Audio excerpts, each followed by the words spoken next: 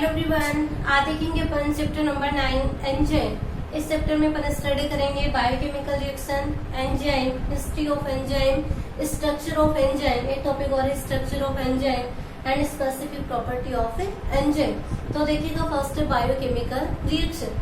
Biochemical reaction किसे बोलेंगे? Living cell के इनसाइड होने वाली जो केमिकल रिएक्शन होती है उसे क्या कहते हैं? Biochemical reaction. किसे बोलेंगे? लिविंग सेल के इनसाइड होने वाले केमिकल रिएक्शन को क्या कहते हैं? Biochemical reaction. नेक्स्ट आती है यहाँ पे मेटाबॉलिक रिएक्शन। कौन सी रिएक्शन? Metabolic reaction. देखिएगा मेटाबॉलिक रिएक्शन किसे बोलेंगे? यानी कि एक लिविंग ऑर्गेनिज्म में होने वाली ऑल बायोकेमिकल रिएक्शन जो होती है, इन ऑल बायोकेमिकल रिएक्शन को क्या कहते हैं? Metabolic reaction. किसे बोलेंगे? लिविंग ऑर्गेनिज्म में होने वाली ऑल बायोकेमिकल रिएक्शंस को क्या कहते हैं? Metabolic reaction. मेटाबॉलिक रिएक्शन जो होती है टू टाइप की होती है। फर्स्ट होती है कैटाबॉलिक रिएक्शन और सेकंड है एनाबॉलिक रिएक्शन। और कौन सी है? कैटाबॉलिक रिएक्शन और एनाबॉलिक रिएक्शन। एनाबॉलिक रिएक्शन देखिएगा कैटाबॉलिक रिएक्शन, कैटा का मीनिंग होता है ब्रेकडाउन, यानी कि ब्रेकडाउन रिएक्शन जो होती है उन्हें क्या कहते हैं? Catabolic reaction. ये इनको कैटाबॉलिज्म भी बोला जाता है। ब्रेकडाउन रिएक्शन के ड्यूरिंग एनर्जी क्या होती है? रिलीज होती है, इसलिए इन रिएक्शंस को क्या कहते हैं? Exothermic reaction. कौन सी रिएक्शन कहा जाता है? एक्सोथर्मिक रिएक्शन कहते हैं। सेकंड है एनाबॉलिक रिएक्शन। एना का मीनिंग होता है फॉर्मेशन या सिंथेसिस। तो देखिएगा फॉर्मेशन या सिंथेसिस की जो रिएक्शन होती है उन रिएक्शन को क्या कहते हैं? एनाबॉलिक रिएक्शन कहते हैं। एनाबॉलिक रिएक्शन के ड्यूरिंग क्या होती है? एनर्जी कंज्यूम की जाती है, इसलिए ये रिएक्शन कौन सी होती है? Endothermic reaction. ठीक है, एक्सोथर्मिक एंडोथर्मिक आगे समझ में। एक्सोथर्मिक यानी कि इनमें एनर्जी क्या होती है? रिलीज होती है, इसलिए कैटाबॉलिक रिएक्शन एक्सोथर्मिक होती है। एनाबॉलिक रिएक्शन में एनर्जी जो होती है यूज होती है, इसलिए रिएक्शन कैसी होती है? एंडोथर्मिक रिएक्शन होती है। ठीक है, नेक्स्ट आता है एंजाइम। देखिएगा एंजाइम किसे बोलेंगे? एंजाइम क्या होते हैं? एंजाइम प्रोटीन से फॉर्म ऑर्गेनिक कंपाउंड होते हैं जो कि लिविंग सेल में बायो कैटलिस्ट की तरह एक्टिंग करते हैं। किसे बोलेंगे? एंजाइम। एंजाइम क्या होते हैं? प्रोटीन से फॉर्म ऑर्गेनिक कंपाउंड होते हैं जो कि लिविंग सेल्स में बायो कैटलिस्ट की तरह एक्ट करते हैं, तो उन्हें क्या कहते हैं? एंजाइम। ठीक है, नेक्स्ट अपन बात करें हिस्ट्री ऑफ एंजाइम की। तो देखिएगा हिस्ट्री ऑफ एंजाइम जो है, फर्स्ट अपन बात करें एंजाइम के बायोलॉजिकल एक्जिस्टेंस के बारे में सबसे पहले किसने बताया था? बर्जीलियस ने। किसने बताया था? बर्जीलियस ने। क्या बताया?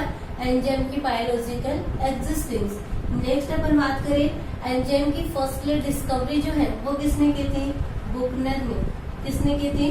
बुकनर ने। कौन से एंजाइम को डिस्कवर किया था? फर्स्टली जाइमेज एंजाइम को। किसको डिस्कवर किया था इन्होंने? जाइमेज एंजाइम को। नेक्स्ट अपन बात करते हैं कि एंजाइम टर्म जो है ये किसने दी थी? कोहेने ने। किसने दी थी? कोहेने ने। नेक्स्ट आता है कि फर्स्टली एंजाइम को क्रिस्टलाइन फॉर्म में किसने ऑब्टेन किया था? तो किसने ऑब्टेन किया था? जेबी सोमनर ने।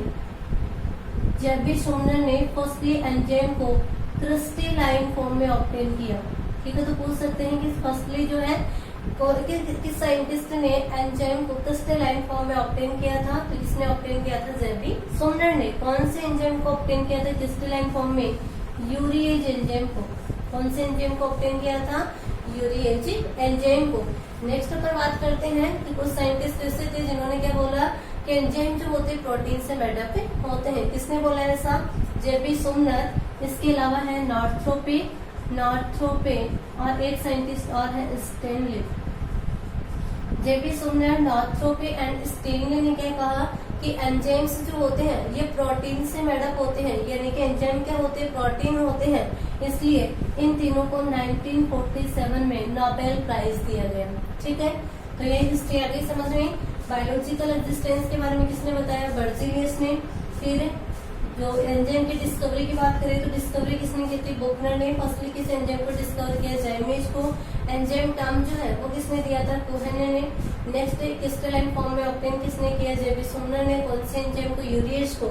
जेबी सोमनर, नॉर्थरोपे और स्टेनले ने बोला कि एंजाइम जो होते हैं प्रोटीन से मेडअप होते हैं, इसलिए इनको 1947 में क्या दिया गया? नोबेल प्राइज दिया गया। अब एक एंजाइम ऐसा है जो कि प्रोटीन से मेडअप नहीं होता है, यानी कि वो कैसा होता है, नॉन प्रोटीनस होता है। किससे मेडअप होता है, वो आरएनए मॉलिक्यूल से, जिसे क्या कहते हैं, राइबोजाइम। याद रखना, राइबोजाइम ऐसा एंजाइम है जिसमें प्रोटीन क्या होता है, एब्सेंट होता है, यानी प्रोटीन से मेडअप नहीं होता है। इसकी डिस्कवरी जो है किसने की थी, टी शैक एंड अल्टमान ने। किसने की थी इसकी discovery, T sac and Altmann ने। राइबोजाइम कैसा होता है, नॉन प्रोटीनस एंजाइम होता है। ठीक है, तो एंजाइम की हिस्ट्री कंप्लीट होती है। नेक्स्ट अपन देखते हैं structure of enzyme. Structure of enzyme तो देखिएगा, जनरली एंजाइम जो होते हैं ये 2 टाइप के होते हैं, एक होती है सिंपल एंजाइम और दूसरे होते हैं कॉन्जुगेटेड एंजाइम।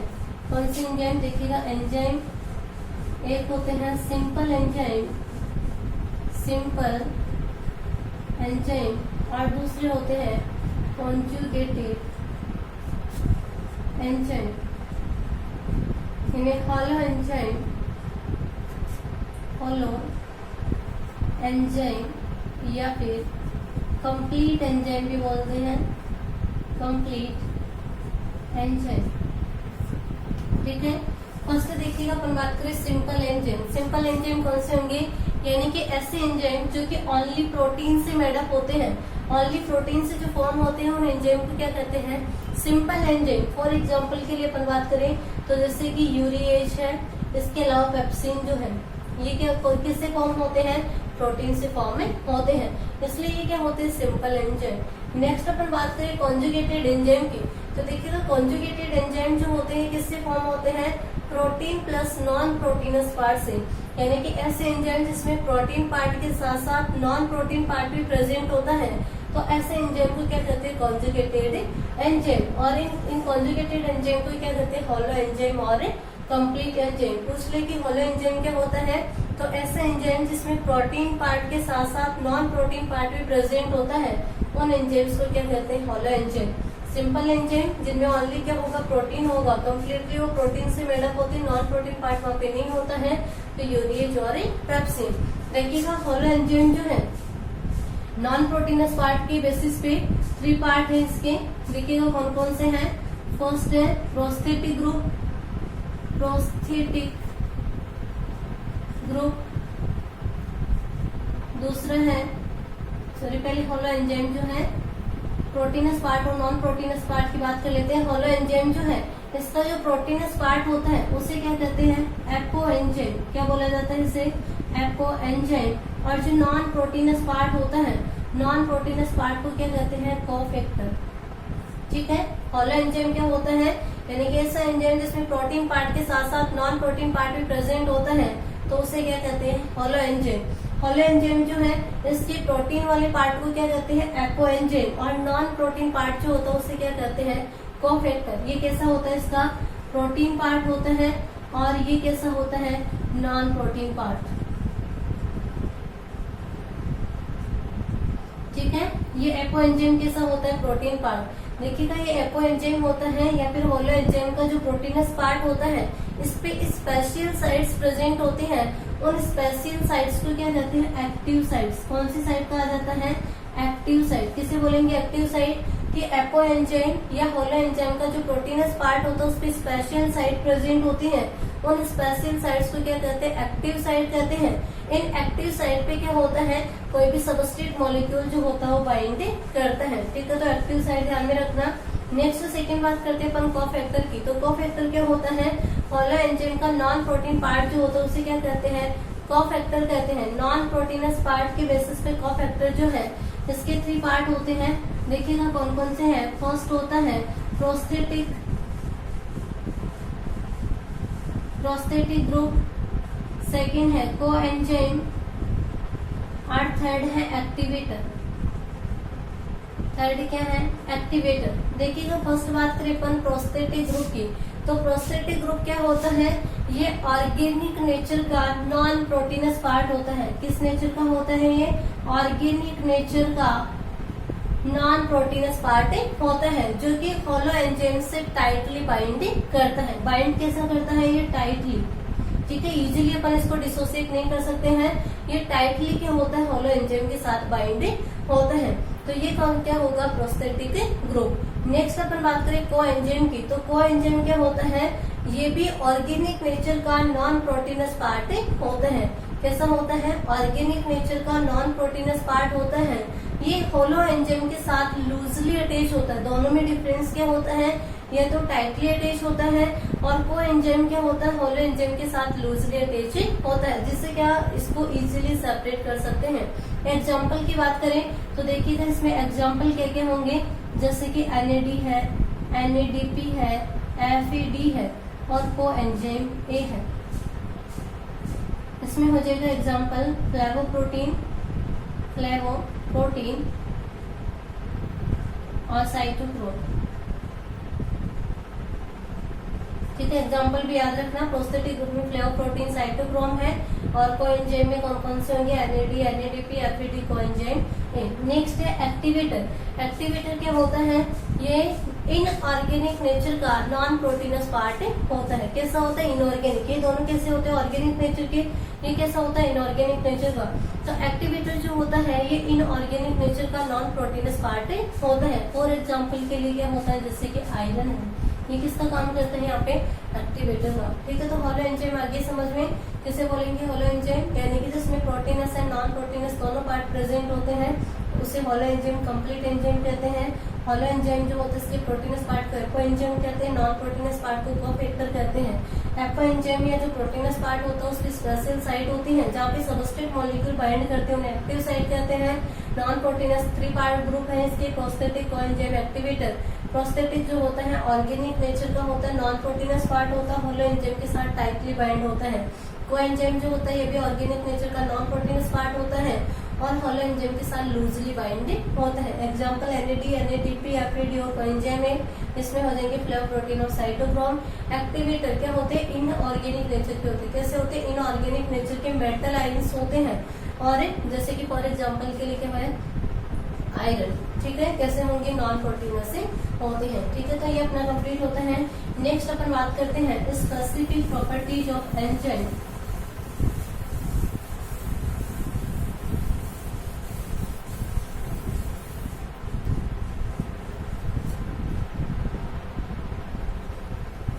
देखिएगा specific property of enzyme. First बात करें तो एंजाइम जो होते हैं किस नेचर के होते हैं, प्रोटीन नेचर के।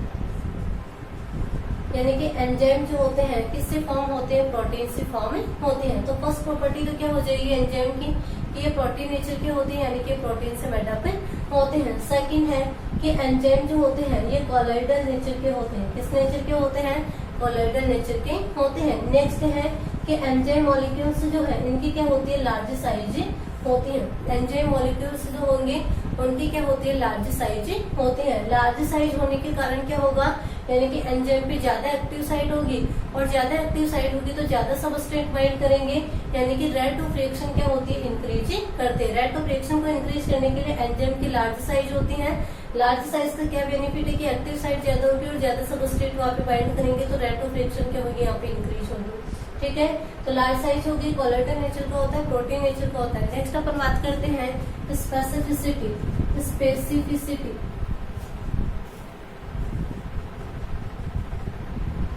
देखिएगा, स्पेसिफिसिटी एंजाइम से जो होते हैं, ऑल एंजाइम जो होते हैं स्पेसिफिसिटी को शो करते हैं, यानी कि पर्टिकुलर एंजाइम के द्वारा किसी पर्टिकुलर रिएक्शन को ही कैटालाइज किया जाता है, तो इसे क्या कहते हैं, स्पेसिफिसिटी कहते हैं। ये स्पेसिफिसिटी जो होती है 4 टाइप की होती है।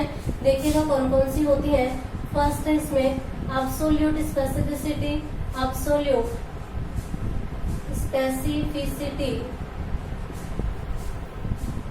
सेकंड है ग्रुप स्पेसिफिसिटी। थर्ड है bond specificity, bond specificity. And fourth है स्टीरियो स्पेसिफिसिटी, स्टीरियो स्पेसिफिसिटी। देखिएगा फर्स्ट अपन बात करें एब्सोल्यूट स्पेसिफिसिटी। कुछ एंजाइम जो होते हैं वो क्या करते हैं, ओनली वन टाइप की रिएक्शन को कैटालाइज करते हैं, तो उसे क्या कहते हैं, उस एंजाइम की एब्सोल्यूट स्पेसिफिसिटी। किसे बोलेंगे कि वन एंजाइम के द्वारा वन टाइप की रिएक्शन को ही कैटेलाइज किया जाता है तो उसे क्या कहते हैं, एब्सोल्यूट स्पेसिफिसिटी। फॉर एग्जांपल के लिए जैसे कि यूरिएज एंजाइम जो होता है, यूरिएज एंजाइम जो होता है ओनली यूरिया को हाइड्रोलाइज करता है, इसलिए यूरिएज एंजाइम की क्या होती है, एब्सोल्यूट स्पेसिफिसिटी होती है। वन एंजाइम जो होता है वन टाइप की रिएक्शन को कैटेलाइज कर रहा है, यूरिएज के द्वारा ओनली यूरिया का हाइड्रोलाइसिस होता है, यूरिया को ही हाइड्रोलाइज किया जा सकता है, तो ये क्या होती है इसकी एब्सोल्यूट स्पेसिफिसिटी। ठीक है, सेकंड अपन बात करें ग्रुप स्पेसिफिसिटी। तो ग्रुप स्पेसिफिसिटी किसे बोलेंगे कि वन एंजाइम के द्वारा क्या है कि किसी स्पेसिफिक ग्रुप ऑफ मॉलिक्यूल्स को कैटेलाइज किया जा रहा है, तो इसे क्या कहते हैं, ग्रुप स्पेसिफिसिटी। फॉर एग्जांपल के लिए जैसे कि हेक्सोकाइनेज एंजाइम जो होता है, हेक्सोकाइनेज एंजाइम जो है ये किसको ब्रेक करता है, हेक्सोज शुगर को, हेक्सोज शुगर को। ठीक है, हेक्सोज शुगर यानी कि 6 कार्बन शुगर, बहुत सारे 6 कार्बन शुगर हो सकते हैं, तो 6 कार्बन शुगर को कैटेलाइज किसके द्वारा किया जाता है, हेक्सोकाइनेज के द्वारा। यानी कि ये एंजाइम क्या करता है, किसी स्पेसिफिक ग्रुप ऑफ मॉलिक्यूल्स को कैटेलाइज कर रहा है, इसलिए क्या बोलते हैं, ग्रुप स्पेसिफिसिटी। नेक्स्ट है बॉन्ड स्पेसिफिसिटी। कुछ एंजाइम ऐसे होते हैं जो कि एक स्पेसिफिक बॉन्ड पर ही एक्ट करते हैं या उस स्पेसिफिक बॉन्ड को ही कैटेलाइज करते हैं, तो इसे क्या कहते हैं, बॉन्ड स्पेसिफिसिटी। किसे बोलेंगे, कुछ एंजाइम ऐसे होते हैं जो कि किसी पर्टिकुलर बॉन्ड पर ही एक्ट करते हैं, ये स्पेसिफिक बॉन्ड को ही कैटेलाइज करते हैं, तो वो क्या होती है, उस एंजाइम की बॉन्ड स्पेसिफिसिटी होती है। फॉर एग्जांपल के लिए अपन बात करें तो जैसे कि राइबोजाइम एंजाइम जो होता है, सॉरी राइबोन्यूक्लियेज एंजाइम जो है, राइबोन्यूक्लियेज एंजाइम, राइबोन्यूक्लियेज एंजाइम जो होता है ये किसको ब्रेक करता है, फॉस्फोडाइएस्टर बॉन्ड को। किसको ब्रेक करता है, ये फॉस्फोडाइएस्टर बॉन्ड को ब्रेक करता है, तो ये क्या है इसकी बॉन्ड स्पेसिफिसिटी। अब देखिएगा फॉस्फोडाइएस्टर बॉन्ड क्या होता है, डीएनए और आरएनए जो कि न्यूक्लिक एसिड होते हैं, डीएनए आरएनए जो होते हैं पॉलीन्यूक्लियोटाइड से फॉर्म होते हैं। किससे फॉर्म होते हैं, पॉलीन्यूक्लियोटाइड, यानी कि उसमें बहुत सारे न्यूक्लियोटाइड्स होते हैं। ये न्यूक्लियोटाइड आपस में किस बॉन्ड के द्वारा जुड़े होते हैं, फॉस्फोडाइएस्टर बॉन्ड के द्वारा। ठीक है, तो न्यूक्लियोटाइड के बीच क्या होता है, फॉस्फोडाइएस्टर बॉन्ड होता है। तो देखिए इस फॉस्फोडाइएस्टर बॉन्ड को ओनली कौन कैटेलाइज कर सकता है, राइबोन्यूक्लियेज एंजाइम। तो ये राइबोन्यूक्लियेज एंजाइम की क्या होती है, बॉन्ड स्पेसिफिसिटी। नेक्स्ट अपन बात करते हैं स्टीरियो स्पेसिफिसिटी। कुछ एंजाइम जो होते हैं वो स्पेसिफिक स्टीरियो आइसोमर्स जो होते हैं उनको कैटेलाइज करते हैं, तो वो क्या होती है, उसकी स्टीरियो स्पेसिफिसिटी होती है। फॉर एग्जांपल के लिए अपन बात करें तो एमिनो एसिड ऑक्सीडेज जो होता है ओनली एल एमिनो एसिड को कैटेलाइज करता है। स्टीरियो आइसोमर्स आप सब जानते होंगे, जैसे कि एल फॉर्म होती है, डी फॉर्म होती है। तो एग्जांपल क्या है यहाँ पे कि एमिनो एसिड ऑक्सीडेज जो है, एमिनो एसिड ऑक्सीडेज जो है ये किसको कैटेलाइज करता है, ओनली एल एमिनो एसिड को। ठीक है, तो ये क्या होगी इसकी स्टीरियो स्पेसिफिसिटी। ठीक है, तो स्पेसिफिसिटी समझ में आ गया कि ऑल एंजाइम्स जो होती है स्पेसिफिसिटी को शो करते हैं, पर्टिकुलर एंजाइम के द्वारा पर्टिकुलर जो रिएक्शन होती है उसको कैटेलाइज किया जाता है। एब्सोल्यूट में तो क्या होगा कि वन एंजाइम जो होता है वन टाइप के रिएक्शन को कैटेलाइज करता है, जैसे कि यूरिएज जो होता है यूरिया को कैटेलाइज करता है, ये यूरिया का हाइड्रोलाइज करता है।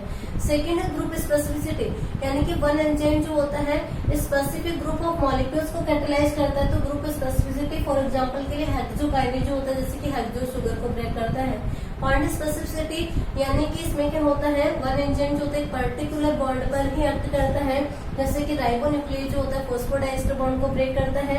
स्टीरियो स्पेसिफिसिटी यानी कि एंजाइम जो होते हैं वो stereo isomers, particular stereo isomers को पर क्या करते हैं, एक्ट करते हैं, जैसे कि एमिनो एसिड ऑक्सीडेज जो होता है वो एल एमिनो एसिड को कैटेलाइज करता है। तो ये क्या हो जाएंगी एंजाइम की स्पेसिफिक प्रॉपर्टीज। इस प्रकार से अपना टॉपिक कंप्लीट होता है। Thank you.